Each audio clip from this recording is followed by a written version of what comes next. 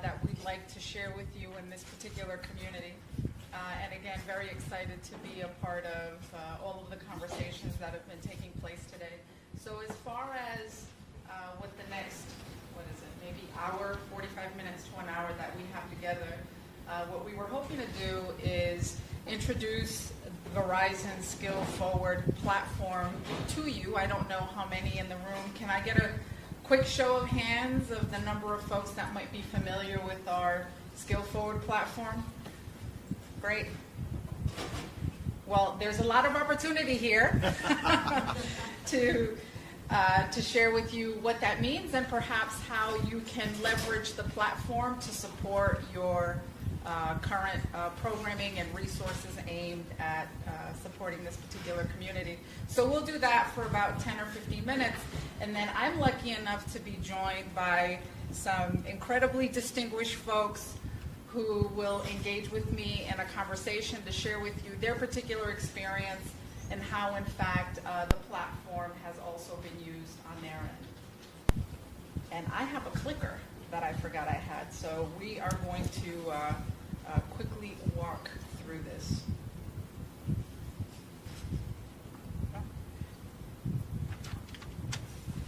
So as part of our responsible business plan, we at Verizon are committed to upskilling and reskilling about 500,000 individuals to prepare them for in-demand jobs for today and tomorrow, as we've talked about throughout the day, by 2030.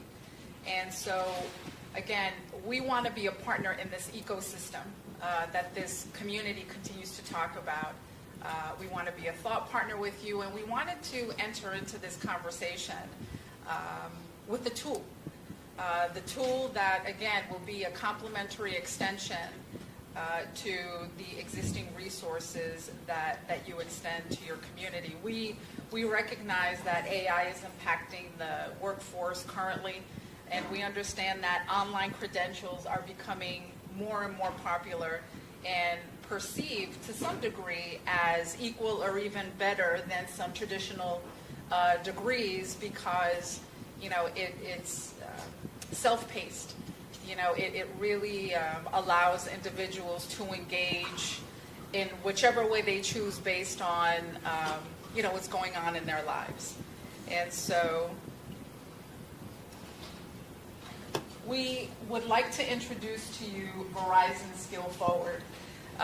Verizon has partnered up with edX. How many of you are familiar with edX, the online open source platform? Great. To create a robust library of courses and programs that can lead to professional career certificates. And as I mentioned, these certificates are very valuable to employers. It signals to employers that folks have,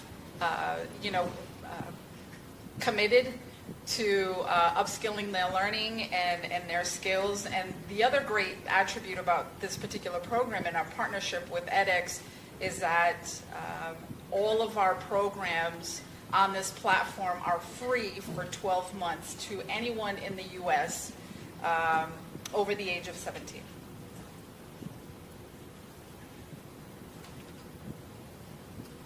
So what you'll see here is a quick snapshot of what individuals will have access to. They'll gain access to our curated catalog of about 80 professional certificate programs. And these programs span about 250 courses, and again, all online. They're even accessible on the edX app, on the mobile app. So literally, folks can access this on the go. We find that, again, meeting, and we've heard this morning, meeting folks where they are is incredibly important to us.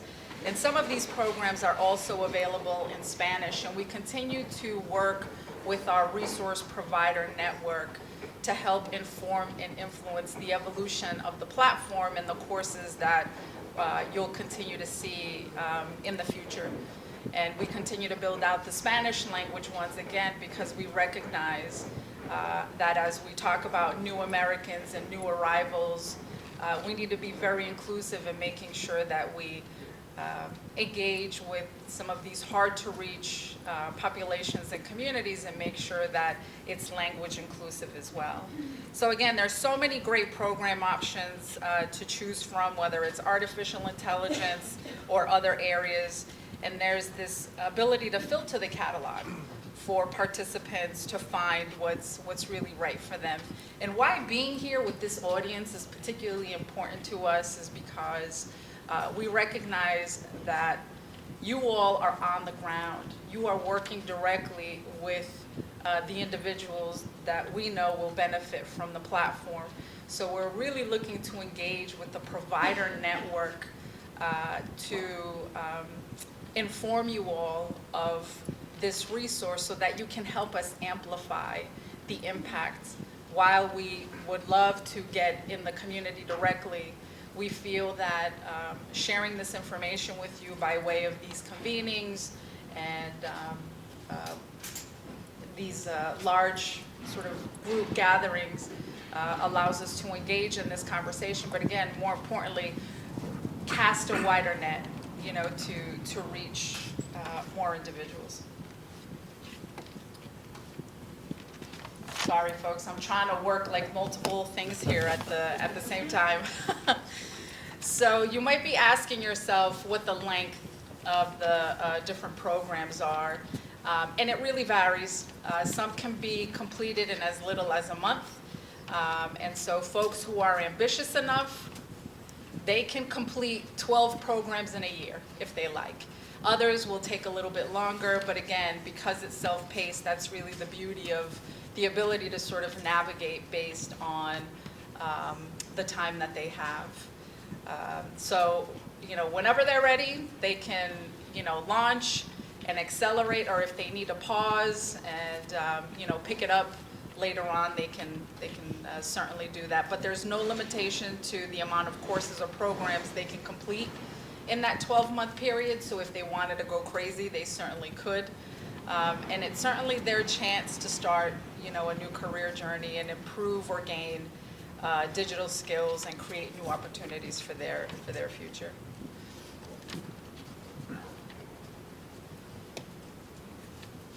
So how do they get started? So it's really a three-step process here.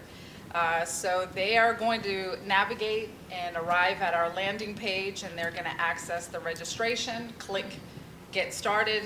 They're going to answer a few questions about themselves, create a profile. They're going to hit Submit.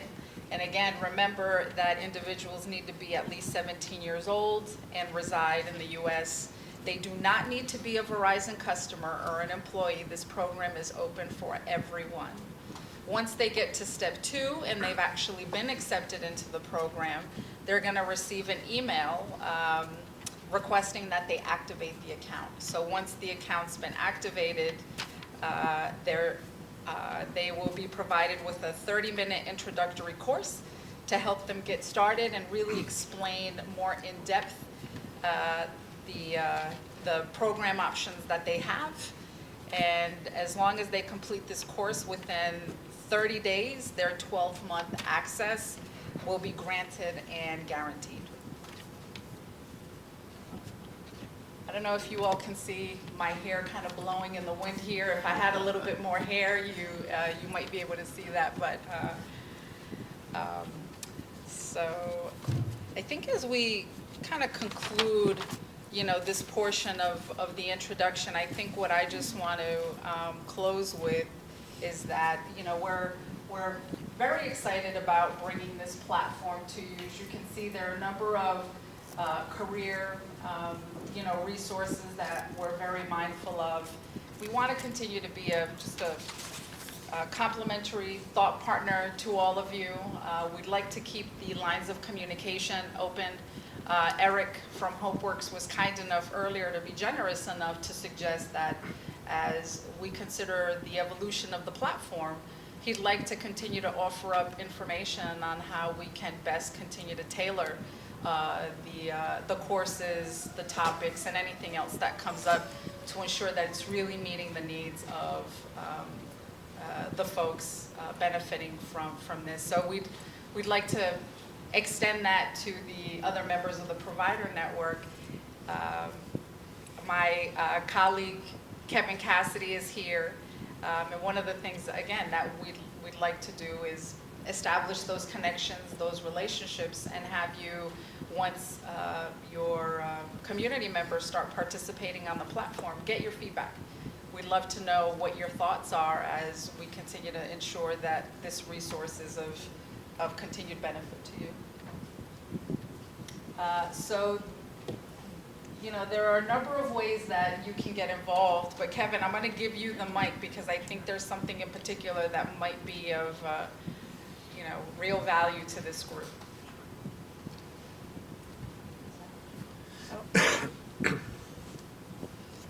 Hi. Next month, the Skill Forward team will be holding a virtual session where interested organizations can learn more about how to be an official Skill Forward partner as the group really upscales this program. They're looking for partners to fund with grants who will then go out and really scale up their own workforce development initiatives using Skill Forward. So if you use that QR code on the screen, there's postcards in the back of our table. You'll get an invite to a meeting on November 15th. You fill out a form, and at that time they'll unveil to you the application, what it looks like, how you can apply, what they're looking for from grant partners, and how you can use the Skill Forward program to really upscale your workforce development initiatives and use it to benefit both you, your organization, and your community. So if there's any questions after in terms of the brand partner meeting, please let me know. If you just, again, use that QR code on the screen, or they are available postcards that we have in the back of the table for you to take away. Great. Thank you. And so that's going to conclude this portion of the agenda. And thank you again for the opportunity of introducing Verizon Skill Forward platform to you. But now we're going to get into the panel conversation. And again, thank you all so much for joining me. And if you don't mind, we're going to go down the line. And if you don't mind introducing yourself. Hello. Hello. Hello, everyone. My name is Emmanuel Guzman. Manny, you can call me Manny. I work at HopeWorks, the newest edition. I am quality assurance, and I work with contracted with Subaru for privacy law data. And I've been about, say, 4 months now as a staff member for HopeWorks. Before that, I was a roofer, which made me turn to HopeWorks because I fell off the roof. About 15 feet, cracked my skull, got surgery. I actually had a cancer bubble happen right here in my forehead. So if you see this battle scar right here, it's from that.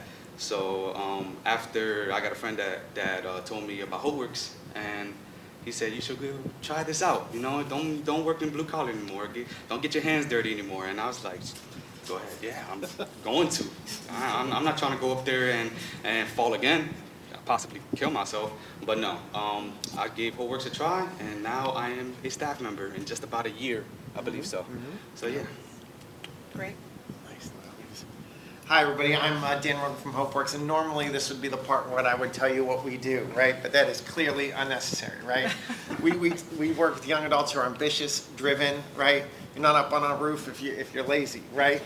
And help them change the lives from the lives where they are to where they want to be, right? And we do that by leveraging technology and then running technology businesses, which is where Manny's working right now.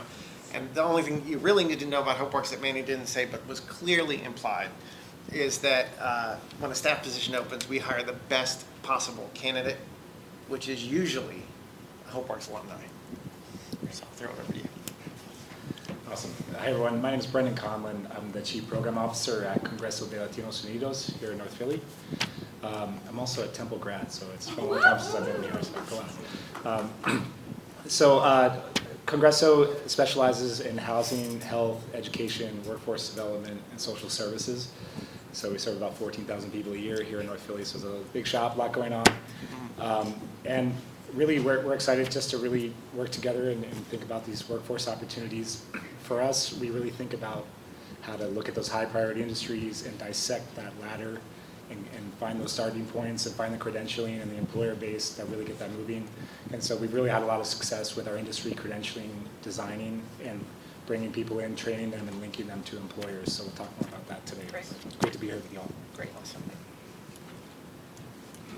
I'm going to steal yours. Great, and thank you all for joining. So Dan, I'm going to start with you if you don't mind. So would you mind talking a little bit about your experience with the Skill Forward platform? Any thoughts, feedback, how you might find this as sort of a complementary resource to the existing? Absolutely, and I'll kind of tell you something that's probably not in your brochure, but it's a huge benefit of this platform and things like this is, if everybody just don't say it out loud, but if you think for a moment, just in your imagination about like the worst moment of your life, right? Don't say it out loud, but you're thinking of it, right? Now imagine if someone decided to make that moment your name. So every time someone's talked about you, you were reminded of the worst moment of your life. That would be a horrible thing to do, right? And yet, every young adult who walks into HopeWorks has had that happen to them. They're not someone who's working hard. They're not somebody who's working on a roof, right? They're not somebody, they are unemployed young adults. They are returning citizens. They are folks experiencing homelessness. They're folks who've experienced trauma, right? The young adults that walk into HopeWorks, repeatedly, folks take the worst moment of their life and name them with it. That sucks.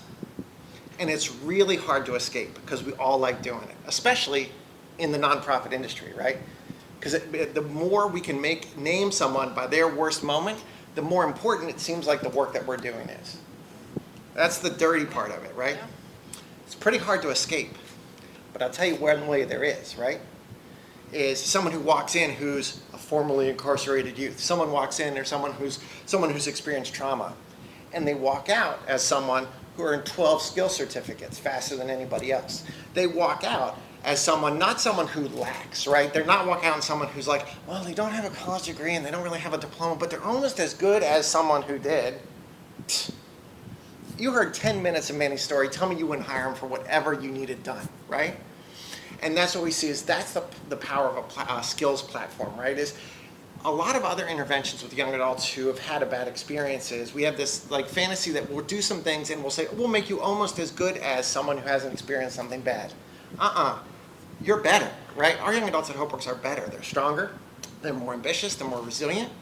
And a skills-based platform allows them to take those skills and demonstrate them in a way where they don't have to talk about their assets in a way where they compare themselves to folks who have not overcome anything. Which when you think about it is how we all too often talk about young adults, right? I didn't get my diploma, but I compensated for that. I'm almost as good as, no, you overcame all these things and then you took advantage of this platform, blew it out of the water, look what you can do. So young adults who walk into an organization like HopeWorks, having been told time and time again that they are less than, they are not as good as, can walk out being like, do you have these certificates? Do you have these skills? Right. Because I do, and it looks like you don't. I mean, not that you would say that, but you would think it. And I think that's the part about platforms like this we don't talk enough about, right?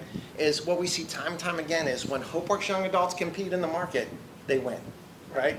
Not because HopeWorks is great, because they're great. HopeWorks is all right, to be clear. But and platform like this, it's an opportunity for young adults with experiences that are maybe not what folks in the workplace think of as traditional, but actually have added a lot of grit and asset. They can show that in a way that people can see it. So I think that's the benefit that I really see. I love that. And thank you for reframing it and refreshing it that way because you're right, it's not often described that way. So definitely appreciate that context. But we're going to allow Manny because I think if you wouldn't mind being kind enough to kind of talk about your experience as a participant and talk about your, that journey, right? And what that's meant for you and how that's allowed you to sort of settle in and transition into the new role you're in now. Okay. Okay. So Dan said, when I came out of roofing and I fell off and I came to HopeWorks, the only thing that was running through my mind is that I only know this. I only know how to roof. I'm going to be a roofer the rest of my life. So when I went to Homeworks and I said, you know, imposter syndrome and all that stuff, I was still going through that in my head, and around the 6th, 7th months in, I'm still going through that stuff, and I still get in the back of my head. And then I landed this job as quality assurance, and I don't feel like that anymore. I feel like I could actually accomplish more than I did the beginning of that month, of that year. And I feel like this right here, this certificate, it's a good, I gotta figure a way to word it, but I feel like this would take it to the next level for them youth. If they get it the first 2-3 months, they're gonna feel like me, like how I did. They're gonna feel like they don't know nothing else but besides, in this case, selling or being in the streets or just fighting for the rest of their life for something they don't really know what to do. Yeah. And this is gonna take them, and they're gonna feel like me right now. They're gonna feel like, yeah, I'm actually more than what I did or what I know, and just by learning this stuff. Yeah. So my experience with Homeworks, I say it's a 10 out of 10 experience. I love it. I don't even know where I would be at right now if it wasn't for Homeworks. Honestly, I still think I'd be on a roof, possibly almost falling again. And I feel like I could even become more than what I am right now because of Homeworks. I So, appreciate that. Yeah. And if you can feel the energy when he's talking about Homeworks, like I can just, he's radiating. And so I appreciate, again, sort of that energy and you honoring us with sharing that story, right? Can I go a little out of order? Oh, Just to- absolutely. We freestyle up here. So I just want to make sure Manny is good at everything except for bragging. So he talks about like, oh, I came to HopeWorks and then I got this position at HopeWorks. So our largest client, Subaru of America, Manny, as a HopeWorks intern, was working on the project. And they said to us, they said, look, we try like to 10x the work we're doing with you. Like, you're doing such great work. But, you know, do you have the staff? And we're like, well, we could bring on someone full time. And they're like, would that someone maybe be named Manny? Our biggest client requested him because his work was so exceptional. So like, Manny makes it seem like it just magically happened. No, we're like, Manny, please take this job. So I just want to back that up. I love that. Congrats, Manny. Yeah. I know, yes. All right. Brendan, we're going over to you, if you don't mind. So do you mind discussing Congreso's approach to workforce development and how the organization sees the connection between tech workforce demand and Congreso's training model? Sure. Yeah, I mean, I think in the spirit of not just the technical setup of our workforce portfolio in relation to the industries in the Philadelphia region, I'll get to that in a second, but whatever we train on and whatever we're bringing folks into, we really think about it as like a radical customer service experience. And I'll shout out Kim Cromer on my team. If anyone knows Kim, she's been in the workforce industry for like 25 years. She is a beast. She probably has an all-time record in getting people employed. And so she's been a great leader in our team to say, this isn't just you do this, then you do that, then you do that, and you go get your job. It's like, no, this is a transformation. And I think what Manny said is really a great example. It's people looking for a switch in their pathway. It's pretty uncertain. They go into the fog, and like our job is to make that really seamless, really a great value, and just take the load off their back while they're doing their thing so that they can go out the other side and just get to the next step.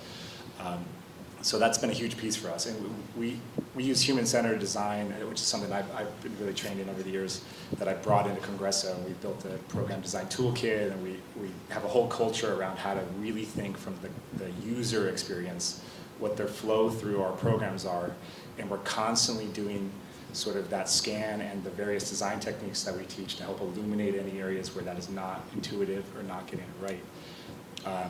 And I think what that's done is created great value, but technically what that's done is it's really helped us get more people to the finish line. So every one of our workforce programs is above the 85% job placement rate.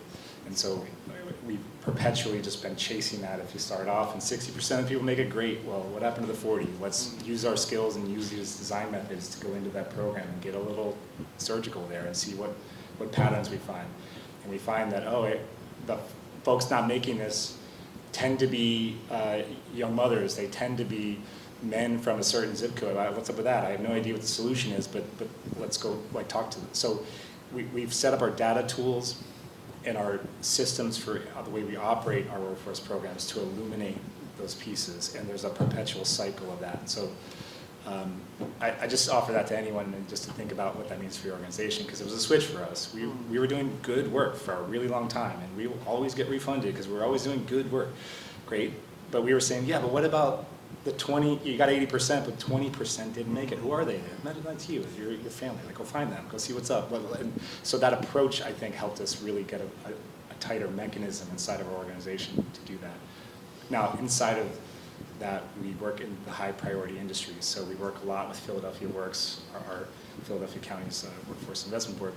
They have a great data research team that does a lot of great gathering on information on the supply and demand from the employers, the growth outlook in the region, and that's really helped us say, well, we can't do it all. HopeWorks is down the street, they're doing amazing work, so let's not compete with them on some of their domains. So we do CDL trucking training to meet the logistics demand. We're one of the top trucking providers in the area for that. We do EMT, we do certified medical assistant, certified nursing assistant, phlebotomy, so there's a health piece. But we also created an engine for human services careers, because there's a ton of nonprofits in Philadelphia looking for great people to work in them. And so we have some credentials that train people on those generalist skills. So if you kind of add that all up, our approach is really to think about what's the supply and demand inside of that industry, where are those employers, and what's the ladder to get people moving there? Is there a credential that's a starter? Phlebotomy could be a great entryway into nursing, for example. So, but then phlebotomy is not enough, and so we're working to kind of load that up for the next stages into CMA. Another piece of innovation that I think we've had is we've had great progress with our higher ed partners to look at our credentials for credit. I don't know if there's any higher ed folks in the room, but I've been so critical on higher ed people. It's like college X, Y, or Z. You do phlebotomy courses in your continuing education. You have a nursing degree track, but the phlebotomy doesn't count to that? That's stupid. Like, why would you do that to yourselves? Count it for 6 credits and get people at roadmap into your nursing degree. So I've just been like openly hard on my higher ed friends, just to be like, just come on, you gotta figure that out. And so I'm proud to say everything except for trucking. Trucking doesn't quite have a college pathway that I'm aware of directly, but all of our other credentials are recognized for credit by, we work closely with Harkin College, we're working with CCP, we work with Pierce, Penn State, Abington. So we're working with those partners to actually recognize the industry credentials for college credit so that they're stackable and packable. They, someone can jump out and work as a phlebotomist, but they can also roll that forward into the nursing degree when they're ready. And so that's been huge. It creates that option for people to make choices and zigzag their way through their career. So in regards to tech, I think we're seeing a few dimensions. Some of it is just the fundamental Microsoft Office, Google platform skills are just never going away. They're so essential. I stood over a fellow executive's shoulder the other day, and I watched them clicking around on PowerPoint aimlessly, and I was just like, oh man, come on. And so it's like PowerPoint skills are a thing, and I love my colleagues, but man. So I just want to underscore that, because that's what a lot of office-related positions in any industry do all day. They click on stuff at their computer, so it's like there's a huge, you can't underscore that. So I think reinforcing those and putting them in practical context is massive.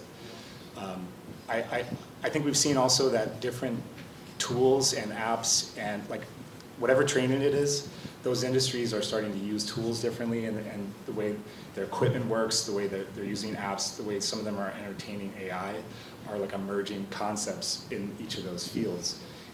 Even the EMTs are using equipment and apps to like work on some of their projects and understand some of the health pieces there. And so in that training, they're getting introduced to some of that, and then when they're actually on the job, their employers are trying to ramp them up. And I think everyone's kind of grasping at what that looks like in their field. So I think it's still a really important thing. Even fields that you wouldn't think are quite, tech-based or have this like emerging element to it. So I think it's really important to weave those in. And I love the skills training platform, because there's ways maybe people can get those and bundle them inside of the experience while they're doing their core training. We can layer on some of these pieces and send people with more robust resumes out the door and have the advantage there. So said a lot, but that's kind of just what we're brewing on here at Congress. Yeah, no, I appreciate that. And I'm going to follow up with this question, and Dan, I'm going to direct it to you, but I'd love, Brendan, your thoughts there as well.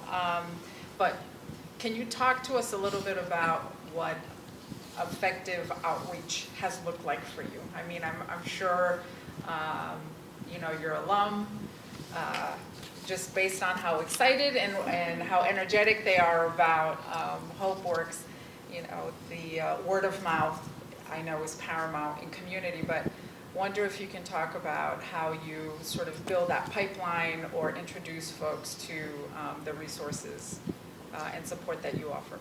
Yeah, so absolutely, and I will say, like, HopeWorks get very little credit. So we have a wait list as of this morning of 218 folks waiting to get started.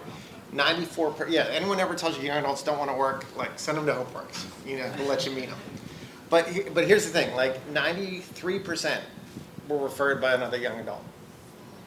Like, and like the story that I will tell is one time I was talking to a young man who had just finished, he'd got a great job, you know, we were celebrating, and I was like, hey man, like, why'd you decide to come to HopeWorks? And like, in my mind, this is going to be a nice piece of the newsletter. He was going to talk about how great HopeWorks was, or talk maybe about leadership a little bit, or, you know, he'd say something nice. But what he said was not what I thought.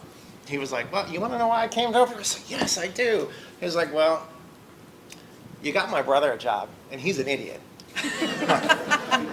Like, and that's it. Because what, like, the unspoken thing is, if you look at what HopeWorks says we're going to do, come to HopeWorks, we'll get you a great job. That is the same thing hundreds of programs across the city say. We don't look any different. But, and the other uncomfortable truth is, a lot of those programs don't keep their word. And so when a young adult sees a HopeWorks flyer, sees that there's no social media play here, there's no flyer design that's going to get young adults in, because workforce programs generally are not credible. And that's why, by the way, platforms like this are so important. There are too many workforce programs that make promises they don't keep. So every time HopeWorks gets a young adult a job, the numbers is each young adult on average at HopeWorks refers 2.3 other young adults. Wow. And the reason is simple, like, we do what we're going to say we're going to do. And I'm sure Congress has the same experience, right? And so, like, that's the answer, is like, there is not an outreach strategy, there is not a design strategy. Like, do what you said you were going to do.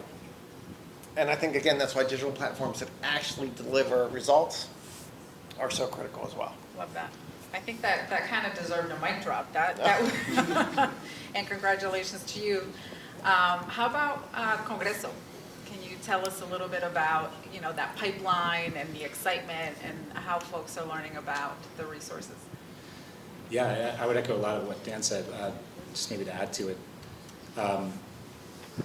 Yeah, internally, we feel that we want 100% success rates. It is intolerable to have less than that, and we're always hunting it down. And that's a culture we had to generate, and not penalize ourselves in some weird way, because sometimes folks are audit weary and stuff. So but just to say, you know, 75% is great. You'll probably get refunded, but 25% didn't make it. Who are they? What are their names? What are their story? Like, what's the reason? Like, what's imagine if that's you or your family, right? So we take that very personally. And what that is and part of a design principle. If you're doing recruitment, you know, we got SEPT ads out. We do a couple things to try to reach different, you know, populations. But when you're in, you are in, and that's it. And there's no exception. Like, now we're after you. Now we're calling you. Now we're making sure you've got what you need. And I think there's a tipping point that we've really identified in every program's design. So, like, as soon as you kind of meet them eye to eye, now it's a different story. Now we really are going to account for that. So that's helped. I think a big piece of it too is we think about stakeholder value, because it's the participant, certainly.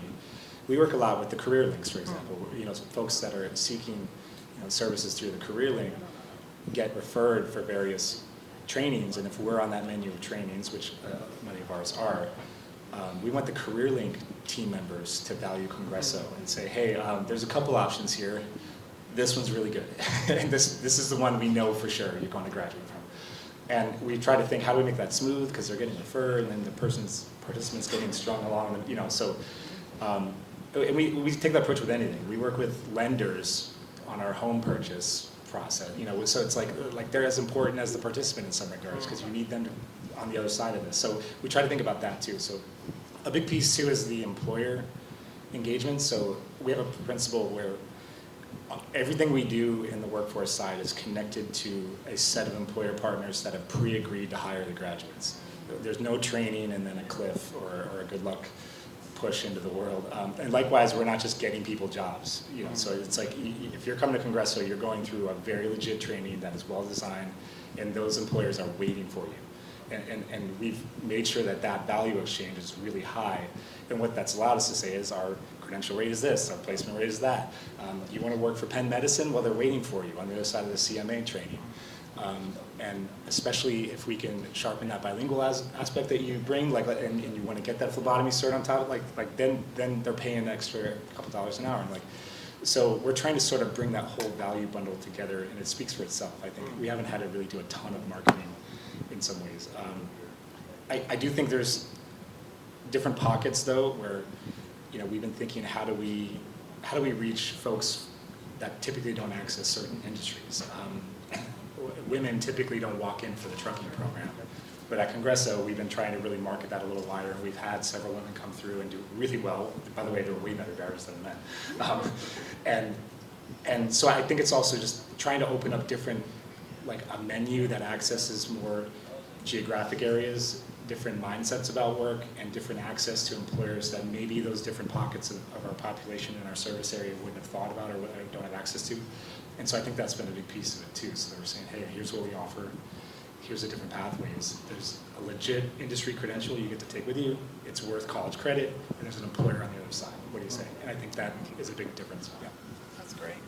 How about you, Manny? I'd like to offer you some space to kind of share, number one, to maybe sort of underscore,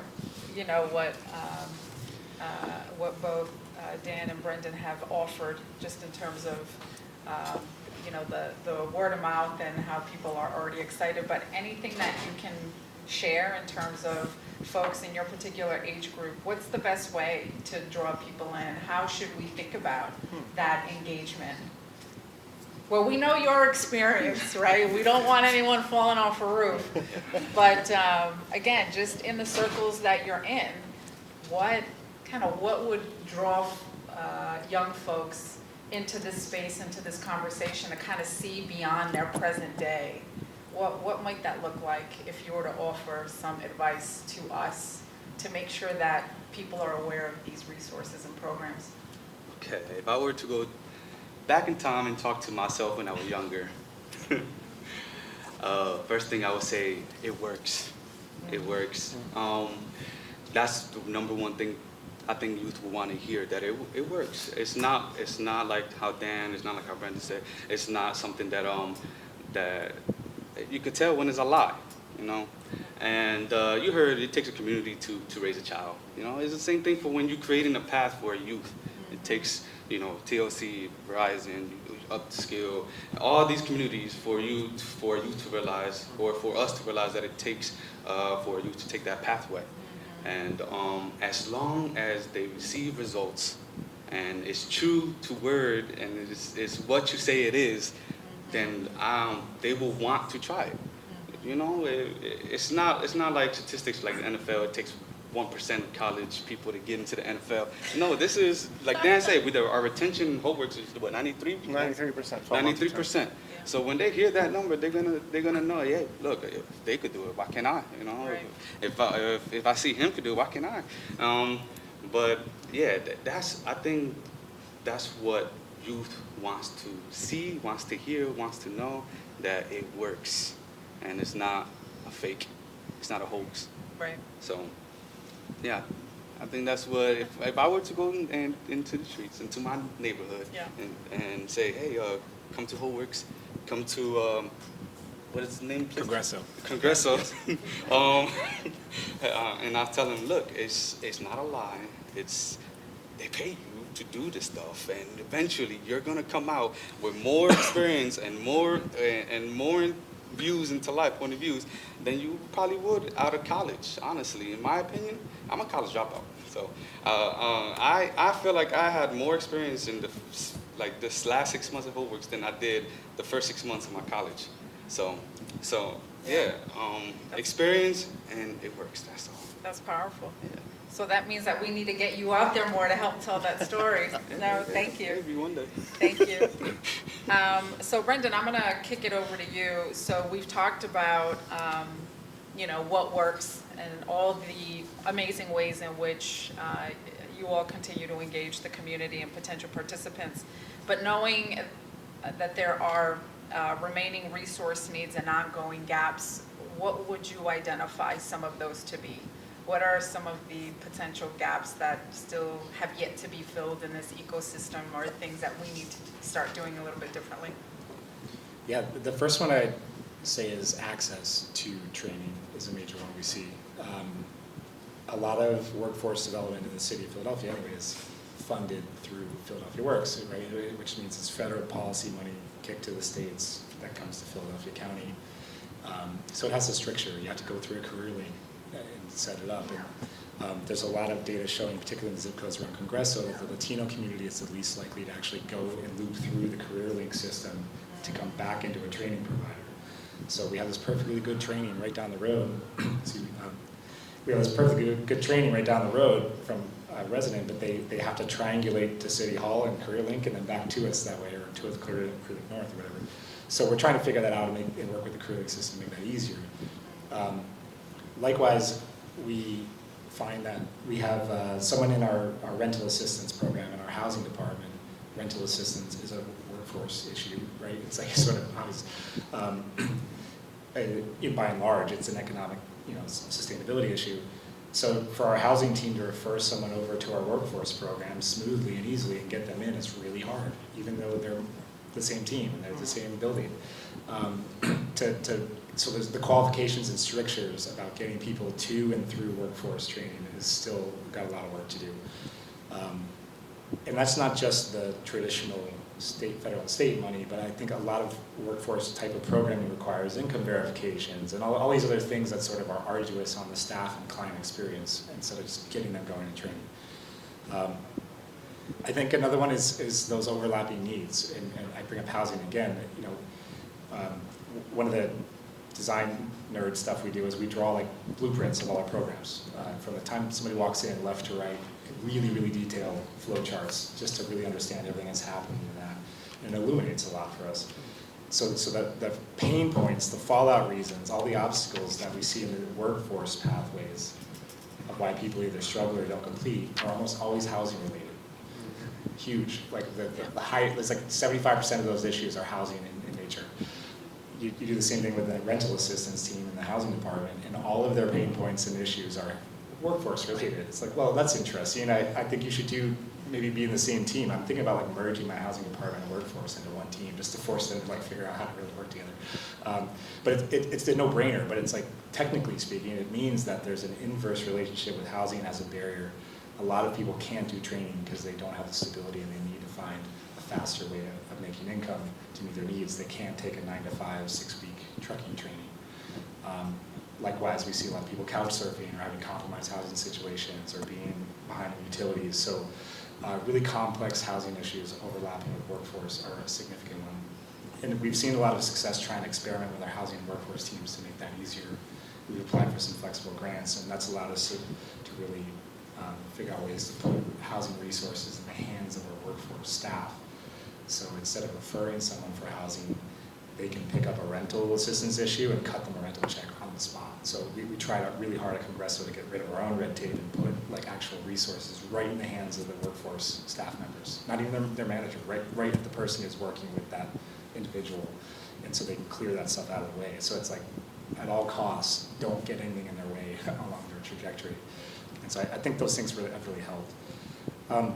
Then just broadly speaking, I think it's, I think technology is a major issue. Sometimes it's the access to the devices. I think it's the access to typing skills. Again, I'm a big stickler for those. Some of those more skills get looked over, I think, sometimes because they're not as interesting as AI or whatever. But so then folks who don't typically use laptops and computers and traditional office products, they go through some training and they get butted up right against that on the other side. Even if their job is then purely office related, they have some kind of element of that. And so there is something there where I don't think the digital literacy, the skills, the actual like tangible application of those skills in the job is getting treated the same as the content of the training is. And I think that's a rub, and when people get in the real world of work, and it's always both. It's always the content, and then you have to have these fundamental tech skills to go along with it. So that's a big piece that I think needs a little more attention and needs to be like woven into the outcomes of workforce and into the design as well. Great, thank you for that. And Dan, what are you seeing as some of the remaining resource needs?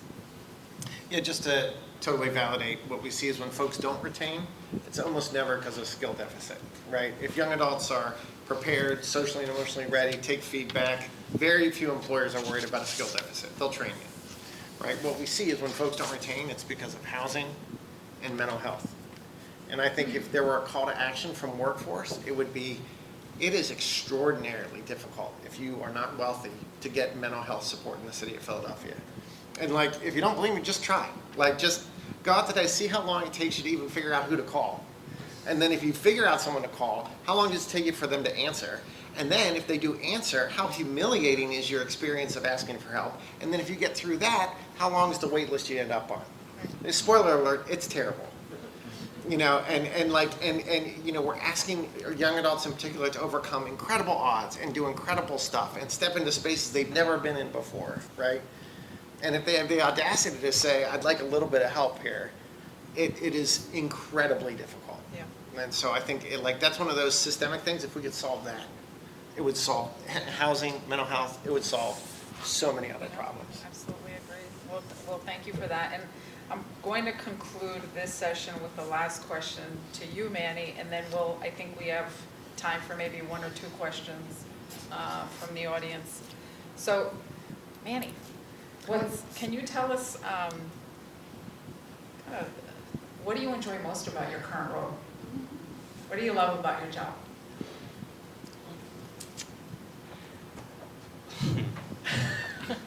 Well, HomeWorks helped me, right? Yeah. And what I enjoy the most now is that's my turn to help them. So I get to. So it's really one of the main reasons why I actually accepted the job. Yeah. Yeah, I was like, hey, honestly, it doesn't even matter how much you pay me. I'll take the whatever minimum wage that they were, that was the percentage, and the fact that I could help the people and now work with the people that help me, and they see me from basically child to an adult now.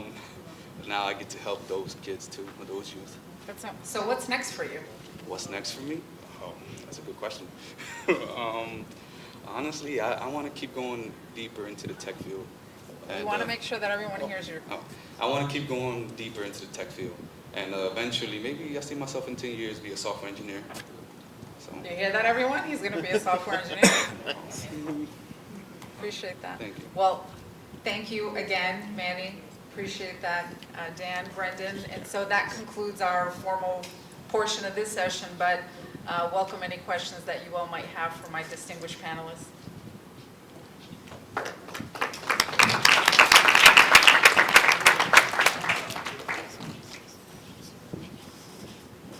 Any questions?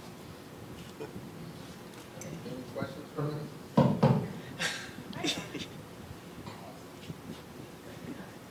So, when it comes to workforce, how much of what we see, what outsiders see as they don't want to work, when it comes to youth or any other population, how much of that is really they don't want to work for nothing? And how much of workforce development issues could be slightly resolved or moved toward resolution if wages were higher, minimum wages were higher?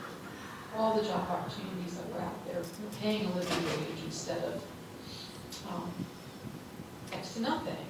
You know, I don't know too many young people who want to work for what I had to work for when I was young, right? And I don't blame them. I didn't want to do it either. But I did. But I can see the point.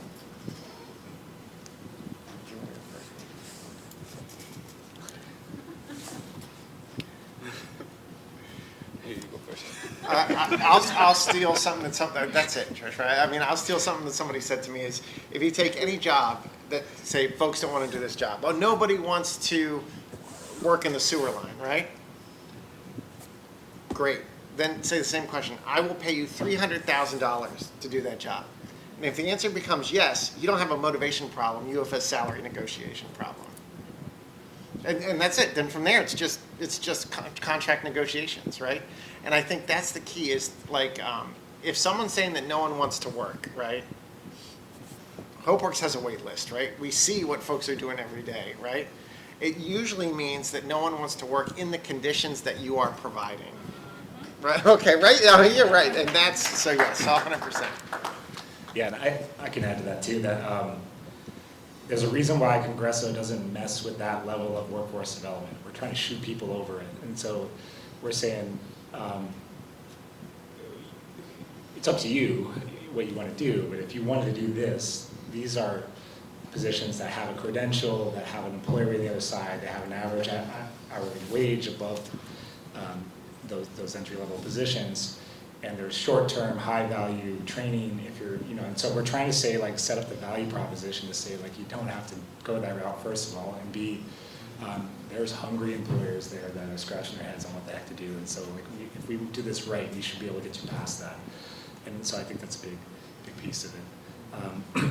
There was another aspect I was going to say, and I think one thing that I've really appreciated about working at Congresso in so many different domains. I've done youth workforce development and adult and career link and all these things. And like every single person we work with really, really wants to work. It's not just maybe, like they really are trying to figure it out. And I think it's like 110% of the people we work with are hungry as hell to get a solution. And then, so with that, but they're very keen on wasted time. It's like, wait, so it's a, retail position at the airport. I live in North Philly. That's 2 bus connections plus lunch break. No, like they can do the math in their head almost about like the wasted time, wasted value, and then not appropriate wage. And it's like, so I think you can't trick anyone. So I think that's something too we realized we need to really set this up right, and so that people can see and feel the value the whole way, and that we've got the back end value ready for it. So there's no setup and a lie. And I just think the more you can do that, the better. And the reality is, I just think the city needs workers in that way too. In these industries, when you talk to employers, they're literally stumped. When you talk to higher ed, they're stumped about what employers want to hear. Like, bring them together and just say, like, what's up? What do y'all need? Because we'll do whatever we'll design whatever you need. And so we've thought about our role as that intermediary between the individual searching the world for their solution and their trajectory, higher ed wondering what workforce is doing and what they need, and workforce wondering why all their positions are vacant for 100 days on Indeed. And so the reality is there's a missing value there, and we're trying to sew that together and make sure that gets set up right. And I think that really has helped us solve that. It's not a wholesale solution, but I think it's getting there. Right? And then the piece that I would offer from the Verizon perspective is one of the things that we're attempting to do is demystify, the sector, because it can be very overwhelming. And we know that for young people, especially first generation, if they grew up in a household where it wasn't normalized for them to have conversations about tech careers, or being in this professional career, kind of the idea of it can be paralyzing when it hasn't truly been unpacked or demystified. It can be very, very overwhelming. So again, developing platforms like this that can create affinity, that can create exposure, where we can start engaging in baseline conversations with individuals in the sector with similar lived experiences, where it just seems more plausible, more real. That's the role that we're also hoping to play, is really making our assets come alive. Identifying our workforce, folks that live, play, and work in these communities that, again, have the same similar background, similar lived experience, so we can have real conversations about barriers, but resources and navigation. And so very much appreciate your question. I think we might be bumping up against time here. 3 minutes. All right. One more question?